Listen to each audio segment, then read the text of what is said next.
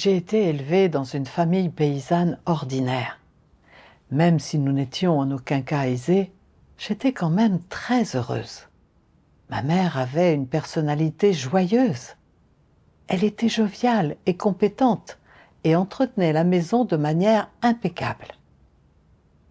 Mon père était particulièrement attentionné et prévenant avec ma mère, et ils sont restés ensemble envers et contre tout pendant plus de 60 ans.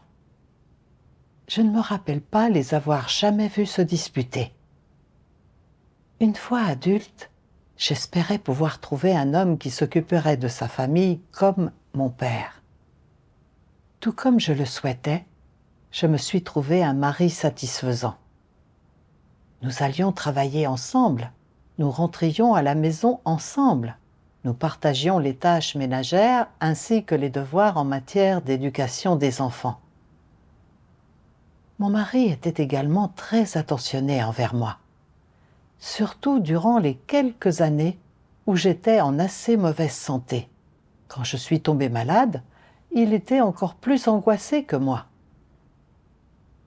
Il m'accompagnait à l'hôpital et s'occupait de moi avec le plus grand soin. Durant toutes nos années de mariage, nous avons rarement été en désaccord et nous avons réussi à nous pardonner mutuellement. J'ai aussi consciencieusement fait vivre ma famille, assumant mes responsabilités en tant que femme. J'avais l'impression d'avoir un mariage heureux, d'être la femme la plus heureuse du monde. Je rêvais aussi de façon répétée de rester aussi proche de mon mari pour toujours et que l'on reste conjoint toute notre vie. En 2017, j'ai accepté l'œuvre de Dieu Tout-Puissant des derniers jours. J'étais fermement convaincue que suivre Dieu était le bon chemin dans la vie. Et j'éprouvais un fort enthousiasme, acceptant n'importe quel devoir que l'Église arrangeait pour moi et m'y soumettant. Au début, je n'étais pas très occupée avec mon devoir. Cela n'affectait pas ma vie de famille et mon mari soutenait ma foi en Dieu. En 2020, je suis devenue dirigeante d'église et mon devoir s'est beaucoup plus intensifié. Chaque jour, je partais tôt et je rentrais tard chez moi. Et mon mari se retrouvait à s'occuper de tout à la maison, que ce soit majeur ou mineur. Il a commencé à s'opposer à ma croyance en Dieu, me lançant même des piques en disant « Tu es encore plus occupé en tant que retraité que lorsque tu travaillais. » Pour gagner les faveurs de mon mari, je lui ai préparé à manger le matin et le soir. Je me souviens qu'une fois, la mère de mon mari est tombée malade et est allée à l'hôpital. Et mon mari est resté là-bas à ses côtés pendant plus de 20 jours. Il était si fatigué qu'il avait des poches sous les yeux et il avait perdu beaucoup de poids. Je leur apportais à manger tous les matins et mon mari n'avait pas l'air heureux de me voir. Le voir aussi exténué me faisait mal au cœur. Je me disais, si je pouvais juste faire un devoir plus simple comme avant, alors mon mari et moi pourrions nous relayer pour nous occuper de ma belle-mère, et il n'aurait pas à être aussi fatigué. Je n'ai pas assumé mes responsabilités en tant que femme. Un jour, après que ma belle-mère est sortie de l'hôpital, je suis rentrée chez moi très tard. Quand mon mari m'a vue, il m'a dit sur un ton furibond, « Elle a été malade tout ce temps et tu ne t'es pas occupé d'elle. Au lieu de ça, tu m'as conduit à l'épuisement. Tu ne penses qu'à toi-même. On ne peut pas continuer comme ça. » Face aux critiques de mon mari, je ne pouvais rien dire. Je me suis échappée dans la chambre et j'ai commencé à pleurer. Je me suis dit, depuis que j'ai commencé à faire des devoirs de dirigeante, il y a eu beaucoup de travail à l'église et je n'ai même pas pu m'occuper de ma belle-mère quand elle est tombée malade. Pas étonnant que mon mari ne soit pas content de moi. Si les choses continuent comme ça, il deviendra de plus en plus mécontent de moi et il provoquera encore des disputes.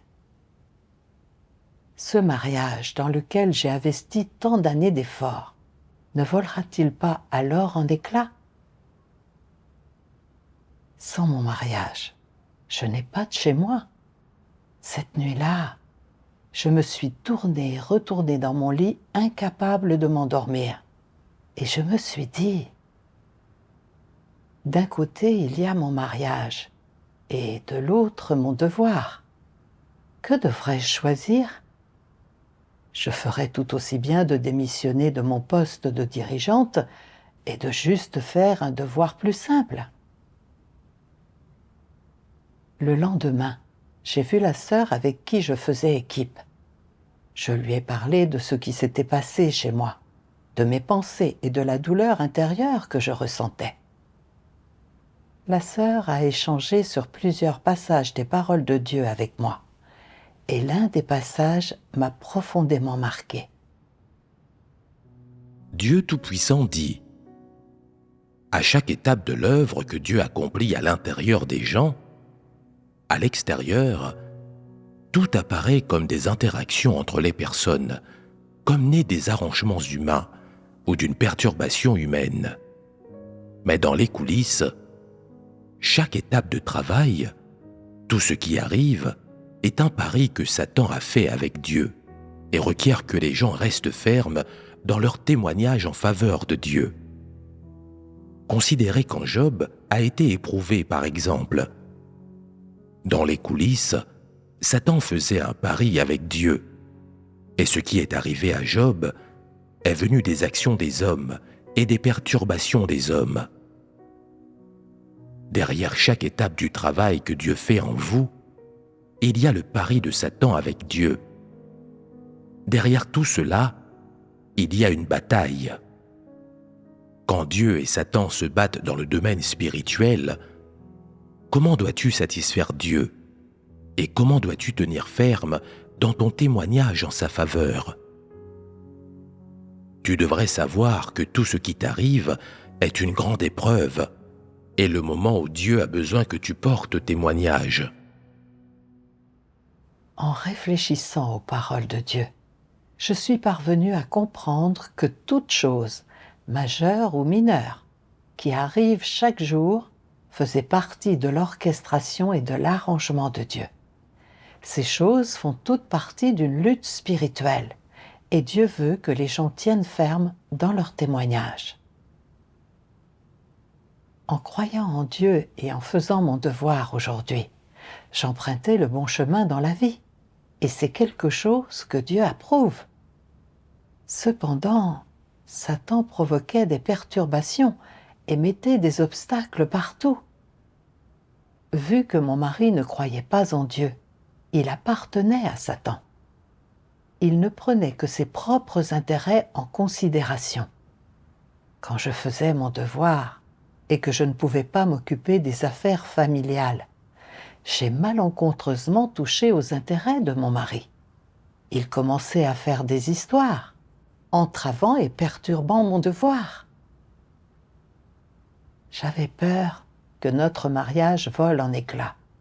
Alors je voulais démissionner de mes devoirs de dirigeante et prendre en charge un devoir plus simple pour m'occuper plus facilement de ma famille. Je ne tenais pas ferme dans mon témoignage et j'ai presque été dupée par Satan. Je ne pouvais pas continuer à renoncer à mon devoir comme ça. Alors, j'ai écarté l'idée de démissionner. Un jour, je suis rentrée chez moi très tard et mon mari m'a de nouveau réprimandée d'un air furibond. « Oh, je vois que tu es venu t'enregistrer dans ton hôtel pour la nuit.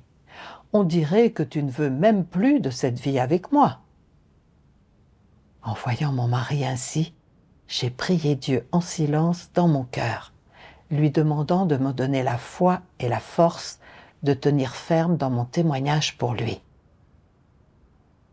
Après que mon mari a exhalé sa colère, je lui ai dit : « J'ai déjà assez sacrifié pour cette famille depuis plus de 30 ans. Regarde mes collègues. après avoir pris leur retraite, soit ils jouent au mahjong, soit ils dansent, soit ils voyagent partout. Ils ne sont jamais chez eux et ils dépensent plein d'argent. À présent, je crois en Dieu. J'emprunte le bon chemin et j'y consacre un peu de mon temps. Pourtant, tu es toujours contre et tu me cherches querelle tous les jours. Si tu ne veux plus qu'on reste ensemble, alors va demander le divorce demain. Sinon, arrête de t'en mêler. Je suis libre de faire ce que je choisis. Il est simplement resté là sous le choc et n'a rien ajouté. Le lendemain matin, je lui ai demandé « Alors, qu'est-ce que tu en dis ? Réponds-moi, est-ce qu'on reste mariés ou pas ?» En m'entendant dire ça, mon mari a pointé mon front du doigt et a dit « Oh, qu'est-ce que je vais faire de toi ?» À ce moment-là, j'étais très heureuse. Après ça, j'ai ignoré les plaintes de mon mari et peu à peu, il a commencé à moins râler qu'avant. En mai 2022, j'ai été élue prédicatrice et on m'a confié la charge du travail de multiples églises.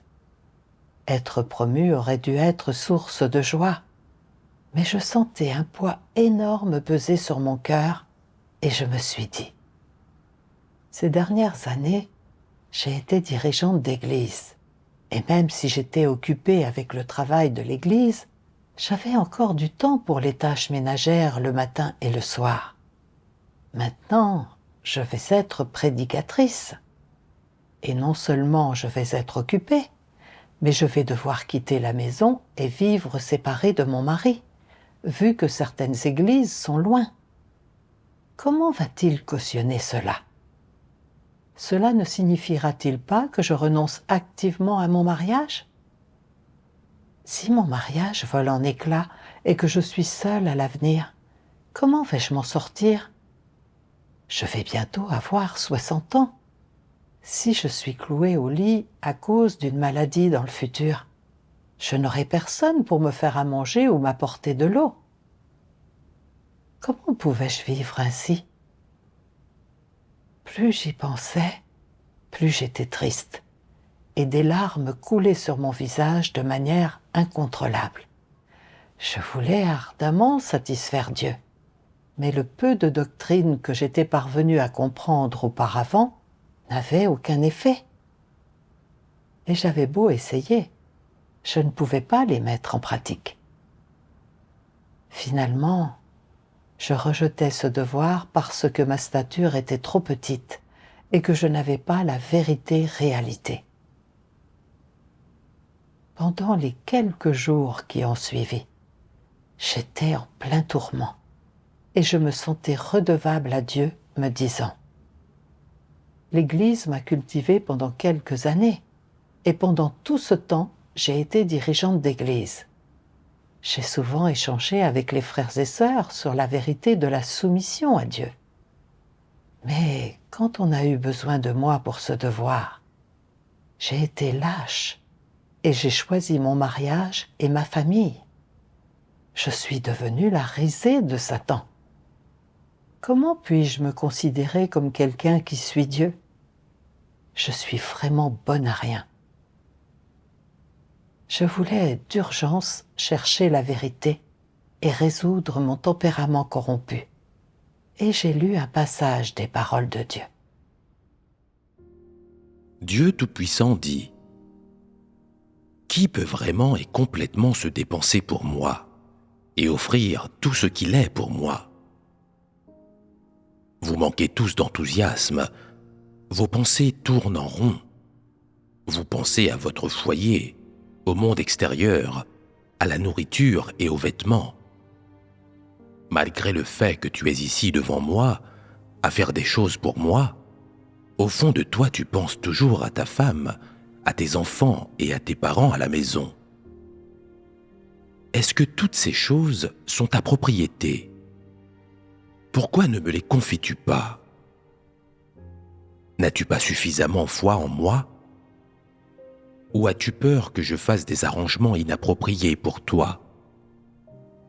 Pourquoi t'inquiètes-tu toujours au sujet de la famille de ta chair? Tu te languis toujours de ce que tu aimes.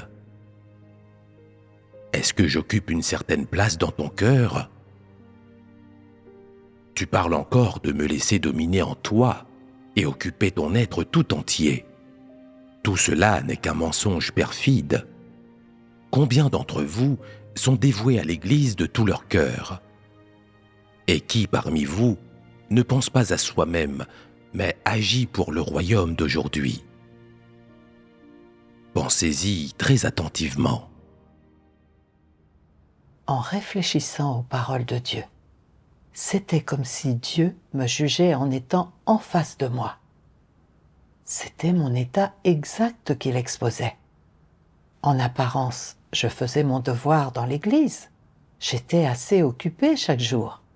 Mais au fond de moi-même, je pensais toujours à ma famille. Parfois, quand j'étais à une réunion, je m'inquiétais de savoir si mon mari avait déjà mangé ou pas. Quand je voyais qu'il était vraiment épuisé du fait de s'occuper de sa mère à l'hôpital, je voulais juste faire un devoir plus simple pour soulager quelque peu son fardeau. Quand j'étais occupée avec mon devoir et que ça rendait mon mari mécontent, je voulais démissionner de mes devoirs de dirigeante.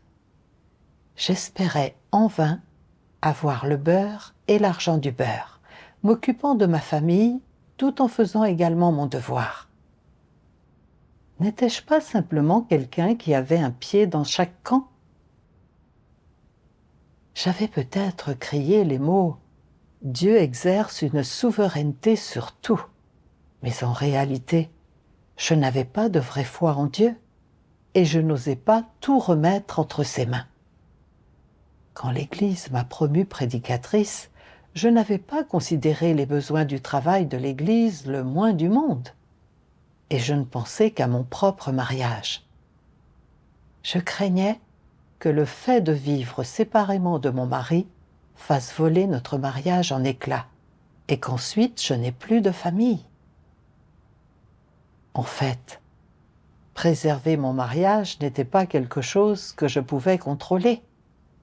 Si mon mariage était censé voler en éclats, alors il volerait en éclats, même si j'étais chez moi tous les jours. J'avais une amie qui suivait son mari partout, et ils étaient tous les deux quasiment inséparables.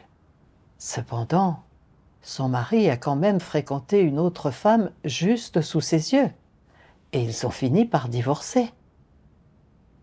Il y avait également certains couples mariés qui vivaient séparément à cause de leur travail et qui ne se voyaient que quelques fois par an, mais leur mariage durait toujours. En reconnaissant cela, j'étais disposée à confier mon mariage à Dieu. Je me suis présentée devant Dieu et j'ai prié. Oh mon Dieu, merci d'avoir orchestré ces circonstances pour révéler ma corruption. Je vois que je n'aime pas la vérité et que ma nature est extrêmement égoïste. Je considère uniquement mes propres intérêts charnels, voulant seulement garder mon mariage intact. Oh mon Dieu, je suis disposée à me fier à toi et à renoncer à mon mariage.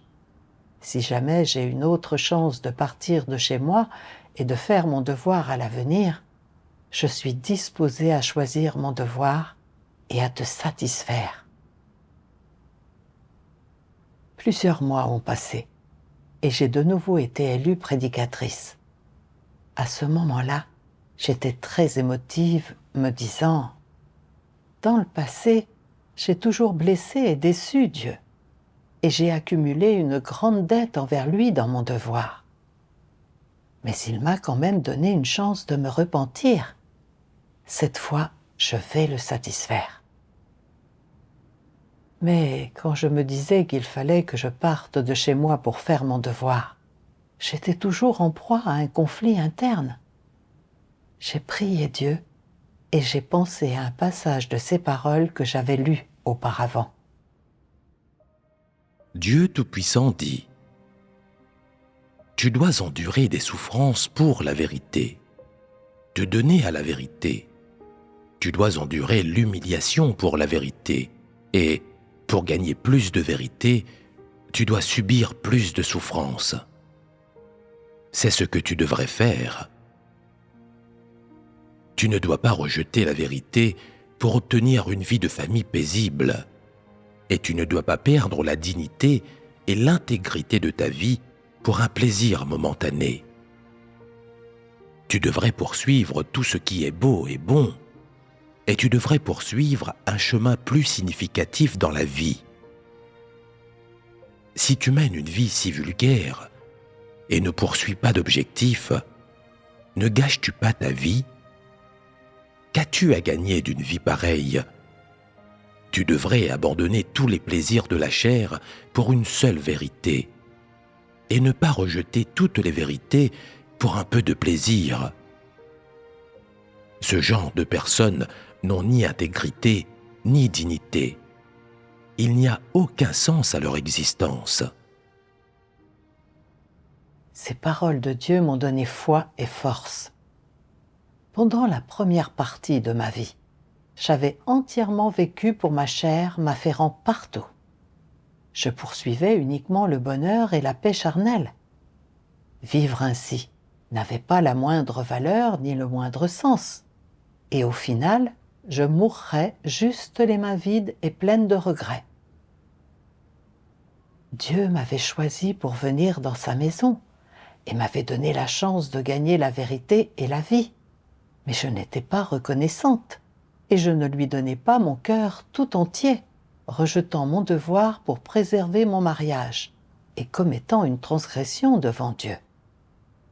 Cette fois, Dieu m'avait de nouveau favorisée, me donnant la chance d'être prédicatrice.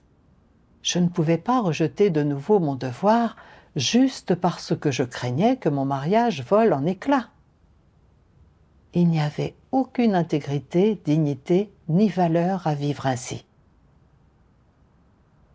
J'avais choisi de croire en Dieu et de le suivre. Alors je devais le laisser tout orchestrer.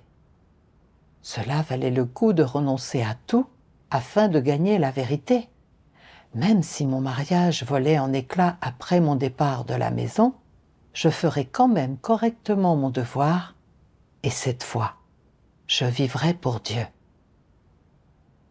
Pendant la période qui a suivi mon départ de chez moi pour mon devoir, je pensais à mon mari dès que j'avais du temps libre, et je ne mettais pas tout mon cœur dans mon devoir.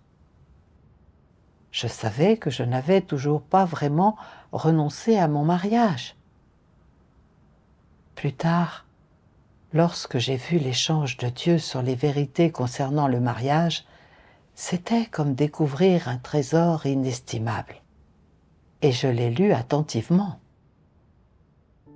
Dieu Tout-Puissant dit : beaucoup de gens font dépendre leur bonheur de leur mariage, et leur but en poursuivant le bonheur, c'est la poursuite du bonheur et de la perfection de leur mariage.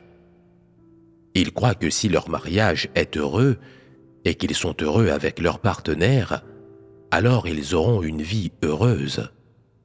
Et ils voient donc le bonheur dans leur mariage comme étant la mission de leur vie qu'ils doivent atteindre par d'inlassables efforts.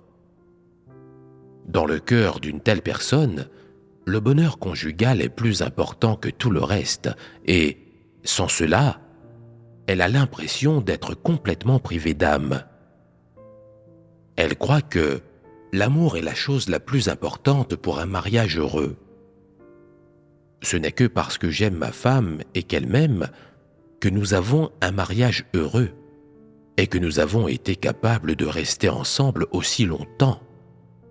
Si je devais perdre cet amour et que cet amour devait se terminer à cause de ma foi en Dieu et parce que j'accomplis mon devoir, cela ne voudrait-il pas dire alors que mon bonheur conjugal est terminé et que je ne pourrai plus profiter de ce bonheur conjugal à nouveau? Sans bonheur conjugal, que nous arrivera-t-il? À quoi ressemblerait la vie de ma femme sans mon amour? Que m'arrivera-t-il si je perds l'amour de ma femme? le fait d'accomplir son devoir d'être créé et d'accomplir sa mission d'homme devant Dieu compensera-t-il cette perte? Cette personne ne sait pas. Elle n'a aucune réponse et elle ne comprend pas cet aspect de la vérité. Ainsi, lorsque la maison de Dieu exige que ceux qui poursuivent avant tout le bonheur de leur mariage quittent leur foyer et se rendent loin de là pour répandre l'Évangile et accomplir leurs devoirs, ceux-ci se sentent souvent frustrés, impuissants et même mal à l'aise, car ils pourraient bientôt perdre leur bonheur conjugal. Certains abandonnent ou refusent d'accomplir leurs devoirs afin de maintenir leur bonheur conjugal, et certains refusent même les importants arrangements de la maison de Dieu.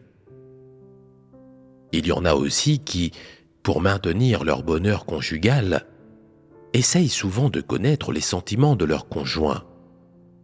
Si leur conjoint est légèrement mécontent, ou qu'il montre même un tout petit peu de mécontentement, ou d'insatisfaction par rapport à leur foi, au chemin de foi en Dieu qu'ils ont emprunté, et par rapport au fait qu'ils accomplissent leur devoir, ils changent immédiatement de direction et font des concessions. Pour maintenir leur bonheur conjugal, ils font souvent des concessions à leur conjoint, même si cela signifie abandonner l'occasion d'accomplir leur devoir et renoncer à prendre du temps pour les réunions, pour lire les paroles de Dieu et pour effectuer leur dévotion spirituelle, dans le but de montrer à leur conjoint qu'ils sont là, pour éviter que leur conjoint se sente seul et isolé, et pour que ce dernier se sente aimé. Ils préfèrent faire cela que perdre leur conjoint ou vivre sans son amour. C'est parce qu'ils ont l'impression que s'ils renoncent à l'amour de leur conjoint pour le bien de leur foi, ou du chemin de foi en Dieu qu'ils ont emprunté, cela signifie qu'ils ont abandonné leur bonheur conjugal, qu'ils ne seront plus capables de ressentir ce bonheur conjugal, et qu'ils deviendront quelqu'un de solitaire, de pitoyable et de lamentable. Qu'est-ce que cela veut dire d'être quelqu'un de lamentable et de pitoyable? Cela signifie être quelqu'un qui n'a ni l'amour ni l'adoration de quelqu'un d'autre. Même si ces personnes comprennent certaines doctrines et la signification de l'accomplissement de l'œuvre de salut de Dieu, et bien sûr, elles comprennent qu'en tant qu'être créé, elles devraient accomplir le devoir d'un être créé, mais parce qu'elles remettent leur propre bonheur entre les mains de leur conjoint et qu'elles rendent leur bonheur dépendant de leur bonheur conjugal, même si elles comprennent et savent ce qu'elles devraient faire, elles n'arrivent toujours pas à abandonner leur poursuite du bonheur conjugal. Elles se trompent en considérant la poursuite du bonheur conjugal comme la mission qu'elles devraient poursuivre tout au long de leur vie. Et elles se trompent en considérant la poursuite du bonheur conjugal comme la mission qu'un être créé devrait poursuivre et accomplir. N'est-ce pas là une erreur? Dieu a exposé certains comportements de l'homme relatifs à la poursuite du bonheur conjugal. Après le mariage, afin de conserver l'affection entre mari et femme, les gens font des choses pour attirer les bonnes grâces de leur conjoint et leur faire plaisir. Ou alors, pour maintenir le bonheur conjugal, ils s'affairent et font quelques sacrifices. Certains préfèrent même renoncer à la chance de faire leur devoir pour le bien d'un mariage heureux, considérant la poursuite du bonheur conjugal comme leur mission. Ce que Dieu exposait était mon véritable état. C'était le portrait exact de ce que j'avais poursuivi toute ma vie. Après mon mariage, j'ai vu que mon mari était axé sur la famille et assez attentionné envers moi. Alors, je pensais avoir trouvé le véritable amour et que c'était un don du ciel d'avoir un tel mariage. J'ai confié à mon mari toute une vie de bonheur, transformant la poursuite du bonheur conjugal en ma mission dans la vie. Afin de conserver un mariage heureux, je travaillais dur pour assumer mes responsabilités en tant que femme. Je préparais 3 repas différents pour mon mari tous les jours et je gérais les tâches ménagères pour lui faire plaisir. Quand je suis devenue dirigeante et que j'étais occupée avec le travail de l'Église, incapable de penser à ma famille, mon mari y était opposé. Je me sentais coupable et je m'en voulais, pensant que j'étais redevable à mon mari et que je n'assumais pas mes responsabilités en tant que femme. Après les réprimandes de mon mari, je craignais que ma famille vole en éclats. Je voulais démissionner et renoncer à mon devoir afin de préserver ma relation avec mon mari. Lorsque j'ai été élue prédicatrice, je pensais uniquement à mon mariage et à ma famille. Non seulement j'étais ingrate envers Dieu, mais je préférais aussi renoncer à la chance d'accomplir mon devoir pour le bien du bonheur conjugal. Je vivais des pensées erronées que Satan avait instillées en moi, telles que « mari et femme s'aimeront jusqu'à ce que la mort les sépare ». J'avais considéré la poursuite du bonheur conjugal comme quelque chose de positif, croyant que si un couple marié pouvait fêter son 25e ou 50e anniversaire de mariage, c'était quelque chose d'admirable. Petite, mes parents étaient profondément amoureux et étaient toujours l'un à côté de l'autre. Alors je brûlais d'envie d'avoir un mariage heureux une fois adulte.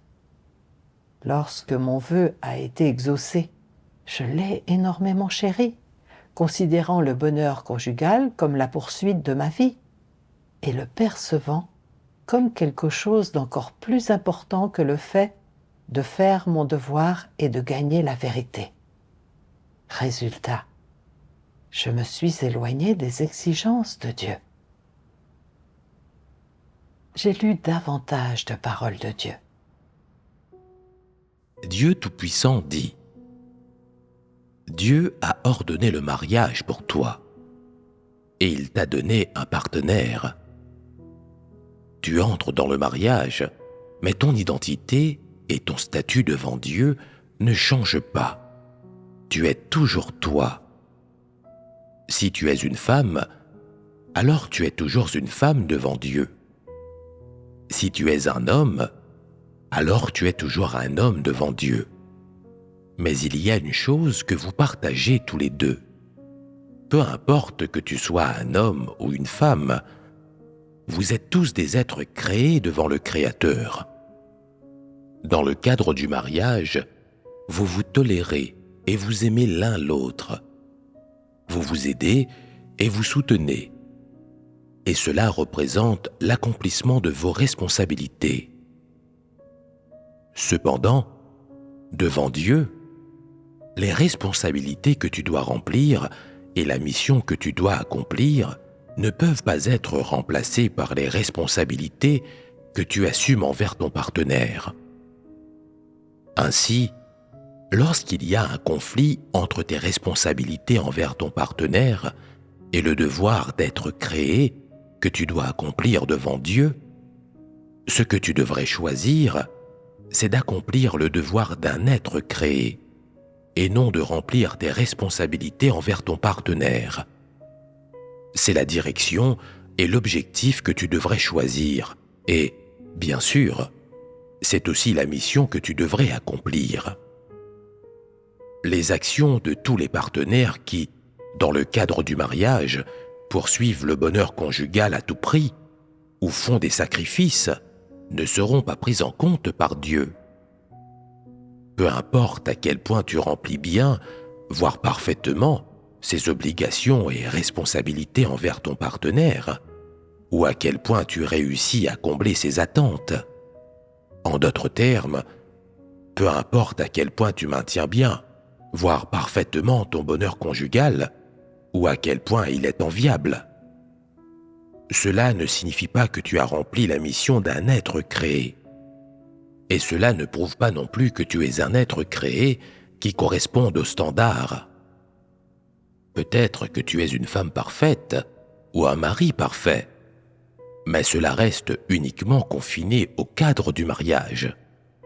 Le Créateur prend la mesure du genre de personne que tu es en se basant sur la manière dont tu accomplis le devoir d'un être créé devant lui, le genre de chemin que tu choisis, ta perspective sur la vie, ce que tu poursuis dans la vie et la manière dont tu accomplis la mission d'un être créé. À partir de ces choses, Dieu mesure le chemin que tu suis en tant qu'être créé et ta future destination. Il ne mesure pas ces choses en se basant sur ta manière de remplir tes responsabilités et obligations en tant que mari ou que femme, ni sur le fait que l'amour que tu as pour ton partenaire lui plaise ou non. Lorsque Dieu juge si les gens sont des êtres créés qualifiés, il regarde quel chemin ils empruntent et s'ils font correctement leur devoir en tant qu'êtres créés ou non, pas si leurs familles sont en harmonie ou heureuses. En cas de conflit entre le travail de la maison de Dieu et les intérêts de sa famille, on devrait prioriser les intérêts de la maison de Dieu, faire ses devoirs correctement en tant qu'être créé et terminer le mandat de Dieu. C'est la responsabilité obligatoire des êtres créés. Si quelqu'un ne fait pas son devoir pour le bien du bonheur conjugal, alors il manque à ses responsabilités et ne mérite pas d'être considéré comme un humain. Dans le cadre du mariage, je devrais assumer mes responsabilités en tant que femme, mais je suis un être créé par-dessus tout, et faire mon devoir correctement en tant qu'être créé est ma véritable mission dans la vie. En cas de conflit entre ces deux choses, je devrais choisir de faire mon devoir en tant qu'être créé. J'ai désormais compris que le fait de poursuivre le bonheur conjugal ne me permettrait pas d'atteindre le salut, et que ce n'était pas une vraie vie. Je devais faire passer mon devoir en tant qu'être créé avant tout. J'étais très reconnaissante envers Dieu de m'avoir guidée pour faire le bon choix. J'ai continué à lire les paroles de Dieu. Dieu Tout-Puissant dit : le fait de te demander d'abandonner la poursuite du bonheur conjugal ne signifie pas te demander d'abandonner le mariage ou de divorcer en tant que formalité, mais cela signifie plutôt te demander de remplir ta mission en tant qu'être créé et d'accomplir correctement le devoir que tu devrais accomplir en partant du principe que tu assumes les responsabilités qui t'incombent dans le mariage. Bien sûr, si ta poursuite du bonheur conjugal affecte, bloque ou même gâche l'accomplissement de ton devoir en tant qu'être créé, alors tu devrais abandonner non seulement ta poursuite du bonheur conjugal, mais tout ton mariage. Quels sont le but final et la signification finale d'échanger sur ces questions? C'est pour que le bonheur conjugal n'entrave pas tes pas, ne te lie pas les mains, ne t'aveugle pas, ne distorde pas ta vision, ne vienne pas perturber et occuper ton esprit.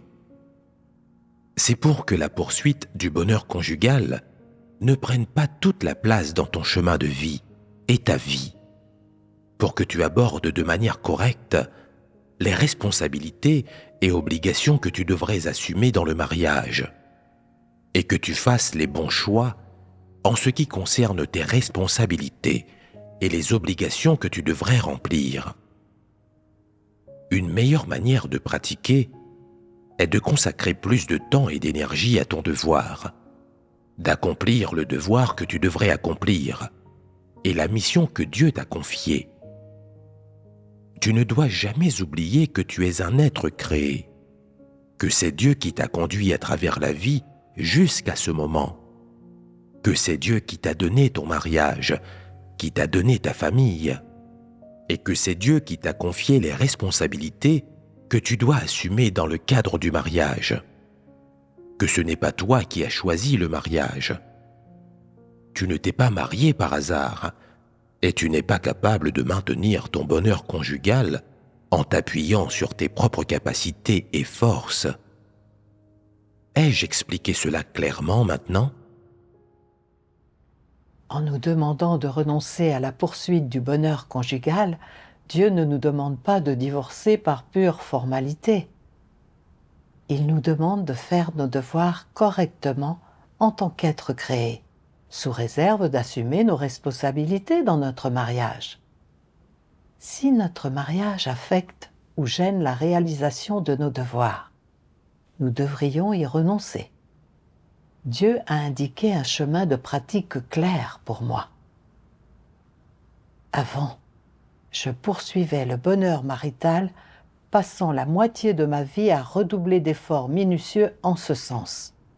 Et même après avoir commencé à croire en Dieu et à faire mon devoir, j'étais toujours profondément bloquée dans cette poursuite et incapable de m'en extirper. J'ai même rejeté mon devoir pour préserver mon mariage, passant à côté de nombreuses chances de gagner la vérité. Je ne rattraperai pas le temps que j'avais perdu. Maintenant, à près de 60 ans, je voulais utiliser le peu de temps qu'il me restait pour accomplir mon devoir. Quant à savoir ce que mon mariage allait donner dans le futur, je n'avais pas le dernier mot dessus. Je devais tout confier à Dieu et me soumettre à sa souveraineté et à ses arrangements. Après ça, j'ai mis tout mon cœur dans l'exécution de mon devoir. Quand je découvrais des problèmes, j'échangeais avec les sœurs avec qui je faisais équipe pour les résoudre. Et quand je rencontrais des difficultés, je demandais conseil aux dirigeants supérieurs. Au bout d'un moment, j'ai obtenu certains résultats dans mon travail. Je consacrais mes matinées et mes soirées à la dévotion spirituelle. Et quand j'étais dans un état erroné, je cherchais immédiatement la vérité pour le résoudre. Très rapidement, je me suis équipée de certaines vérités. Quand j'habitais chez moi, j'étais occupée avec le travail de l'église la journée et les affaires familiales le matin et le soir. Le temps pour ma dévotion spirituelle était même limité. Mais désormais, je faisais enfin l'expérience de l'importance de partir de chez soi pour faire son devoir. Et j'avais plus de temps pour m'équiper de la vérité et la gagner. À présent, je comprends que ma mission n'est pas de poursuivre le bonheur conjugal et que ça ne me permettra pas d'atteindre le salut. Je ne vivrai réellement que si je poursuis le fait de faire correctement mon devoir en tant qu'être créé.